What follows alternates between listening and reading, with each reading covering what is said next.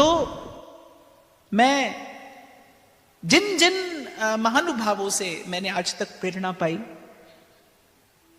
उन सब की कृपा को, उन सब के अनुग्रह को स्मरण करते हुए, अपने गुरुजनों की कृपा का स्मरण करते हुए, महाभारत की ही नहीं अपितु भारतीय इतिहास की, भारतीय संस्कृति की, भारतीय चेतना की इस महानायिका का चरित्र में वर्णन करने जा रहा हूं।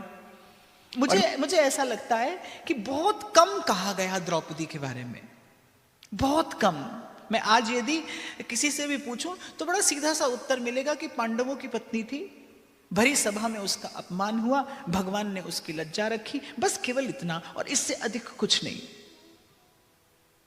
द्रौपदी को निकट से जाकर यदि देखें, यदि निकट से जाकर द्रौपदी की अनुभूति करें तो रोमांच होता है कि ऐसा श्रेष्ठ जीवन भी कोई जी सकता है।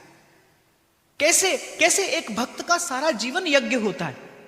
क्यों रविदास कहते हैं कि जहां जहां जाऊं तुम्हारी सेवा, तुमसा ठाकुर और न देवा। एक बार इष्ट के चरणों में समर्पित हो जाने के बाद, एक बार इष्ट के चरणों में अपना मन चित्त निवेदन कर देने के बाद भक्त की प्रत्येक क्रिया पूजा होती है। वो जो करे वो सेवा है। ये द्रौपदी के निकट जाने पर अनुभव होता है। जो किया वो सेवा था।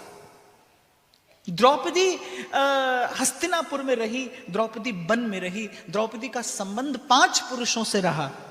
कभी भी संसार इसे पूर्ण रूपेण स्वीकार करने में सक्षम नहीं होगा, क्योंकि द्रौपदी को स्वीकार करने के लिए भी बड़ी विमल चेतना चाहिए। द्रौपदी को स्वीकार करने के लिए भी भक्ति पूरित हृदय की आवश्यकता है। इसीलिए मुझे ऐसा लगता है कि बहुत लोग साहस नहीं कर पाए द्रौपदी के विषय में कहने का, क्योंकि द्रौपदी को ठीक प्रकार से चित्रित करने के लिए आपको रंग चाहिए कृष्ण की भक्ति का। उसके बिना नहीं कह पाएगा कोई द्रौपदी को। और मैं फिर कह रहा हूं कि जैसे माता के विषय में कुछ कहने के लिए बालक को सावधान रहना चाहिए, उसके शब्द गरिमामय हो, उसकी चेष्टा में बहुत चपलता ना हो यदि आप माता के विषय में कुछ कहने जाएं।